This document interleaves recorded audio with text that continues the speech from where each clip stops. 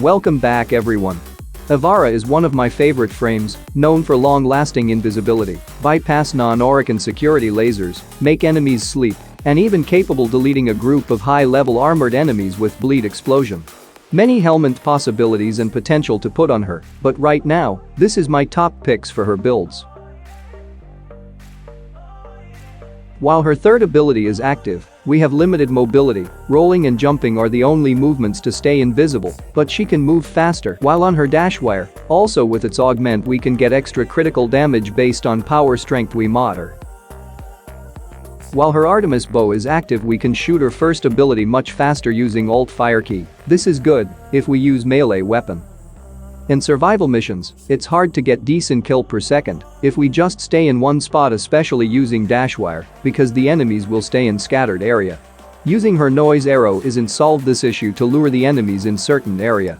So, looking for good spot to set up the dash wire, or moving around with operator dash equipped with Magus Anomaly or using Helminth abilities like Octavia Resonator is good choice to grouping the enemies close enough. This is speedrunner hacker build that bypass most of the security easily.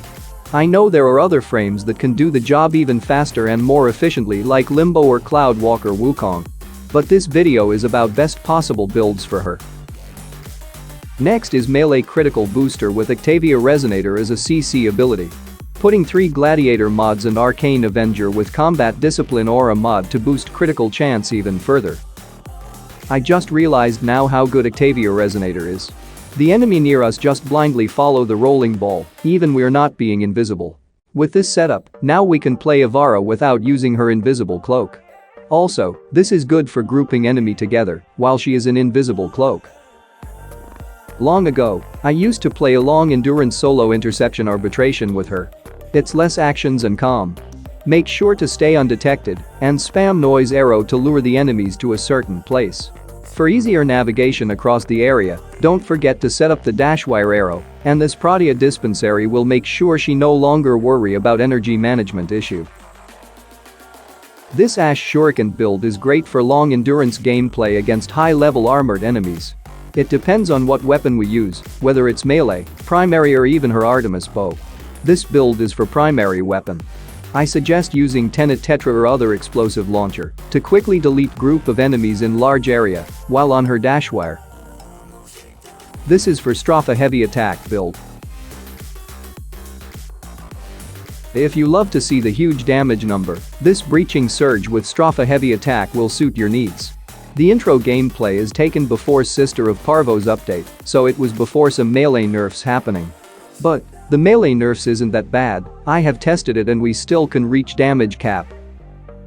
There are multiple possibilities for main Artemis Bow primary weapon builds, but I prefer using Protea Dispensary and Mirage Eclipse.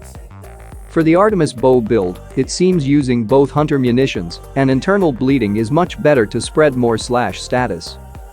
With Eclipse ability on, we can deal over 2.5 million slash tick. For the main melee weapon synergies, I'm using Ferox to inflicting blast and electric status and grouping the enemies together. For the secondary, I'm using Zacti Prime to inflicting corrosive heat and gas.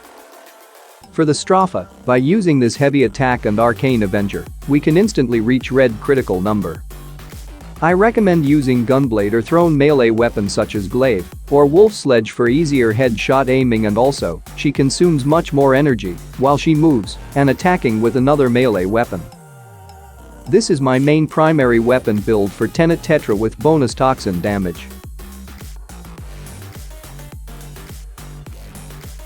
Don't forget to swap your secondary or thrown melee like Exodia Contagion Zod and activate Vigorous Swap.